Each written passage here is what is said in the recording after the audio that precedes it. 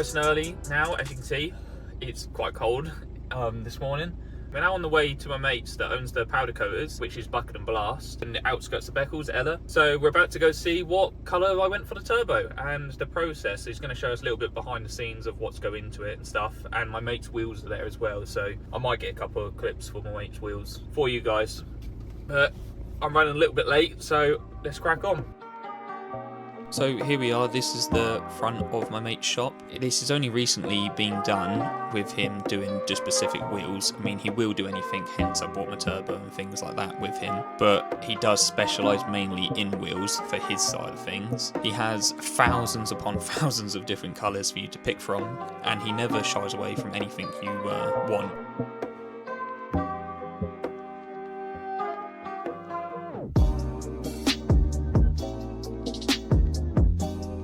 These are my mate's wheels. He's already got everything sort of prepped from my stuff and my mate's wheels. He started off with a primer on the wheels, then he puts a black coat on it because this is a shadow chrome that my mate's going for his wheels. So these all have to have bake cycles as well, so everything is pretty much all on a timer and things like that, so you have got to be quick and keep on top of what you're doing when it comes to powder coating. I think it's around near the 200 degrees he goes for about 10 minutes with the parts. That's like the sort of sweet spot on the powder coating bits.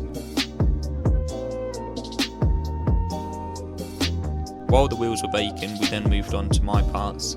As like I've said, it is all to do with time, so you've got to make the most of what you've got. With the powder coating, it's just like spraying any sort of paint. You have got to be careful not to go too thick with it, because it can ruin the parts. So he may make it look easy, but it is a lot harder than what you think to get the right finish on these parts. We went for a wrinkle black with my boost pipe, and we've gone for a satin black with these brackets, which didn't help Harvard because he had to keep changing the powders out and cleaning all the hoses every single time.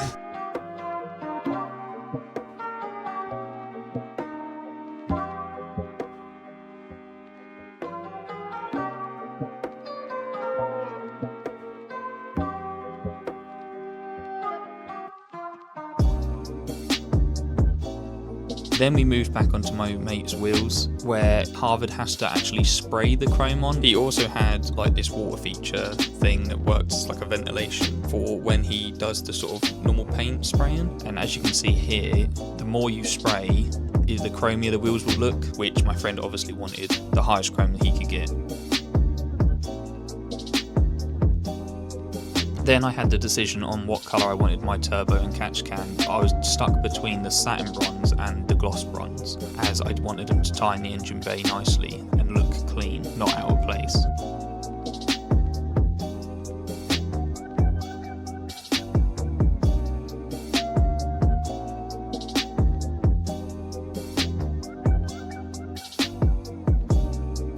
Again, with my parts, he did start with a primer just because it leaves a better finish when it comes to the end result with the paint. So we primed both parts up, and then we went for a satin bronze, which I don't regret one bit, as you will see the end result.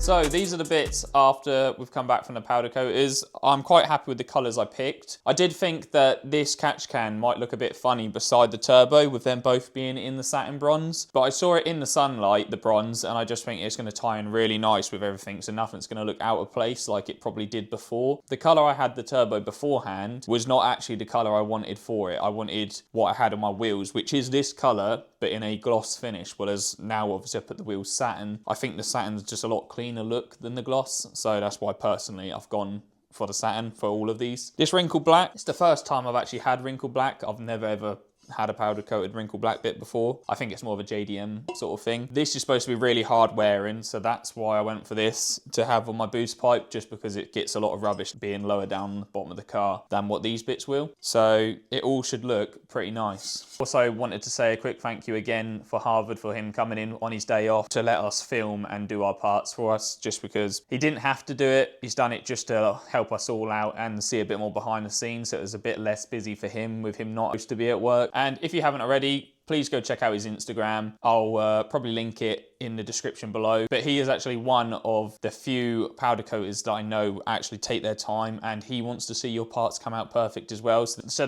there's some bits, like on this bracket, for example, got like little marks on it, like little dings, but that is literally the metal. It's got a dent in there from when I had to bend it to make this bracket from after the show, which obviously there's a video on that. You can see why this bit came about. But just things like that. But he, like I say, he didn't need to because it don't matter, which obviously I'm not bothered, but it just shows that the care he has for parts he does. He actually, yeah, takes some pride in it, which is good to see from someone that's obviously working on your parts. Now you've seen a bit more of an insight on that, I think we'll crack on and get these all fitted up onto the car now, so it should finish some bits off.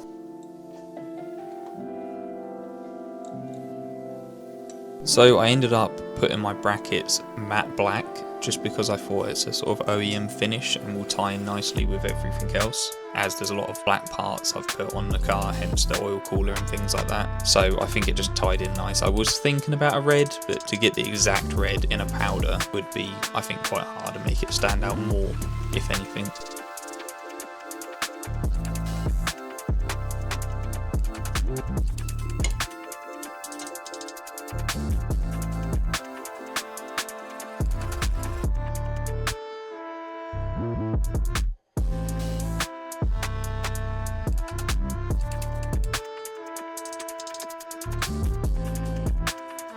This is a 2.5 inch to my intercooler and then 3 inch to the turbo on this boost pipe. I was gonna have the intercooler cut and have a full 3 inch all the way to it, but I mean, it has pretty much no restriction from it, so there was no point in doing that, so we've left it just like this.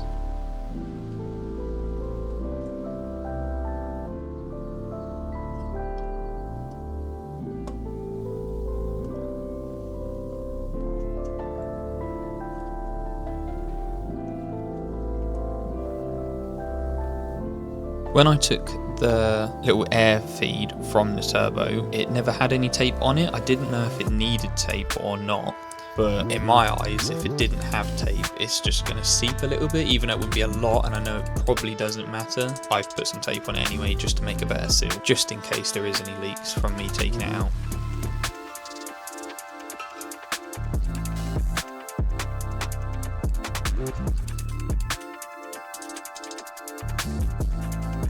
I know on some Precision turbos that you have like a little O-ring, well as this one on the next gens, there is no sort of rubber O-ring that goes between it. It literally just sandwiches up against metal to metal, which I guess creates an airtight seal because you just have these little metal brackets with 10mm bolts holding it on the back of the cover. And I can't say I've ever had any problems with losing boost or anything like that because of this.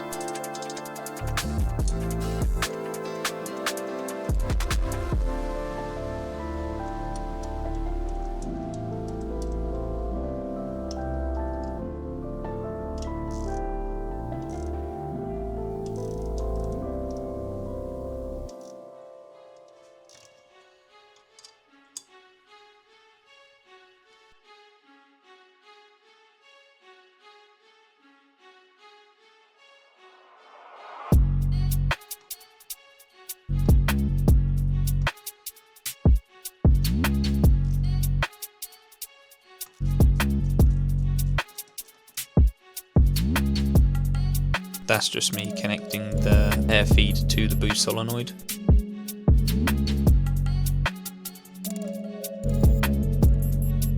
This is my catch can drain. Some catch cans, I think they do a plumb back into the engine, whereas this one, basically once it gets filled up, it just dumps any of the old residue underneath the car, which to be honest is only if your car is really breathing heavy, whereas I stay on top of this. I don't think I've ever seen it actually put anything under the car. I know sometimes this can be bad or good, but there is actually quite a few cars that do this, but I think it doesn't get spoke about a lot.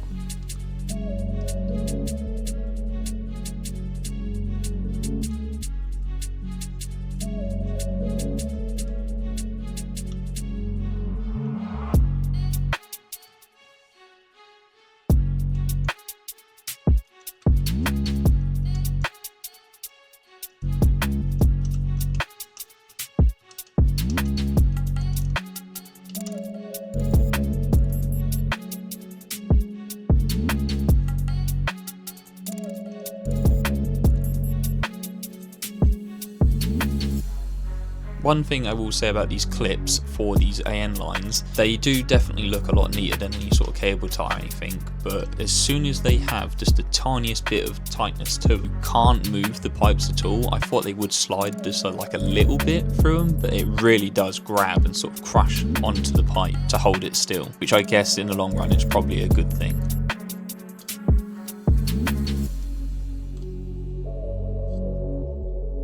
As I said, this is the dump pipe from my catch can. It does just cable tie underneath the car just because there's nothing to actually put a bolt in to hold the silicone hose, so it is held up by cable ties just to stop it from scraping on the floor.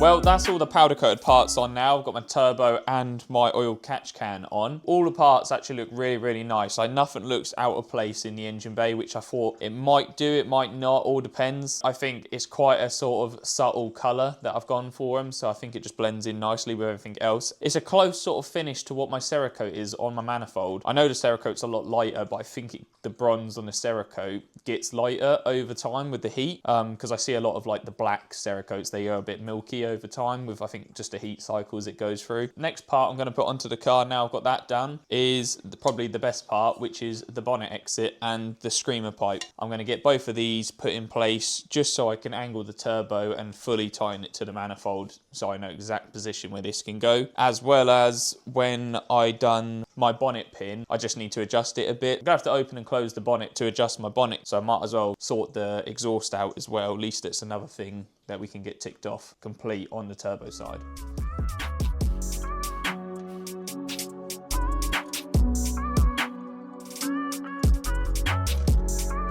I did debate about putting the bonnet exit on or if I should run my downpipe that goes out the back, just because I thought for me having a first start and things like that, I don't know if there will be a lot of soot, I guess, that might blow out, which the bonnet exit is known for anyway, but I thought I might be able to just manage it a bit more and plus it'd be a bit quieter of a startup if I had it out the back, but that's not really this car is Larry and different compared to all the other sort of Focuses, so I didn't spend all the money making a bonnet exit not to use it, so we're going to go all out for the first start.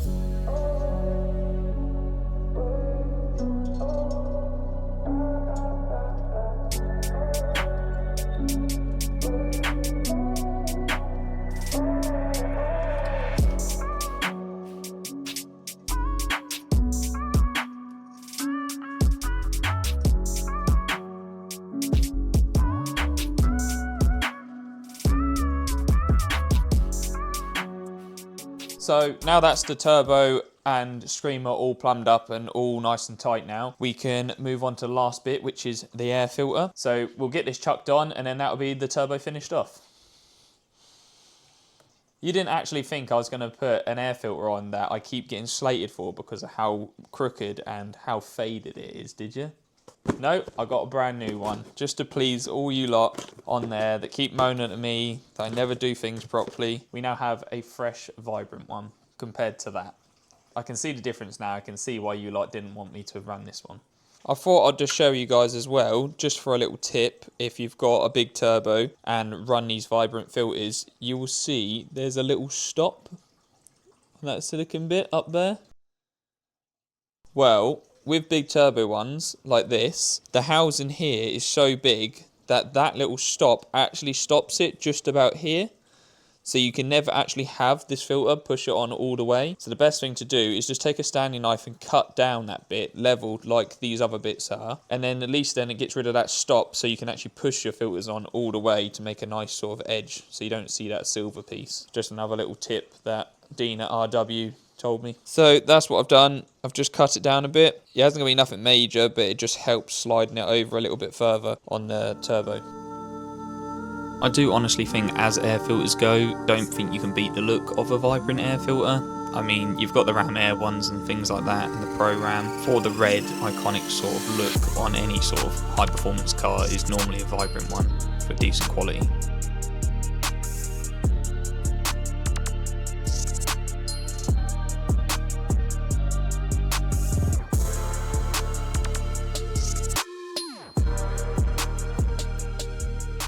So there we have it, guys. That is the turbo and the exhaust all finished and ready for its first start. Personally, I think that it's all tying in really, really nice. Everything matches each other, and I just think it's a lot cleaner look than what it was before. So you guys will have to let me know in the comments if you think I've picked the right colours with these, or if you think that I should have done a different colour maybe with the turbo and with this different, because I was thinking about having this in the gloss version and that in the satin, but again, I just think it would have gone against each other. But if I kept them both the same as they're next to each other, I think it ties in nice. But who knows? Everyone has their own opinion. If this was your car, what colour would you have gone for on the turbo and the catch can? So I think I'm going to end it here for today. But in the next video, I'm going to focus on getting probably the front end on. I mean, I could leave it off again to check things when I do a first start, but touch wood, I think it's going to be all right. I mean, I'm pretty happy with all the progress we've been making, and everything's been going somewhat smoothly. We'll probably get the front bumper and the headlights on in the next video, and that'll get the front end all tidied up. So at least then it'll actually look a bit more like a car than what it does now, and give it its aggressive look, because I do like the front bumpers on the WRC kits. As always, thank you so much for watching,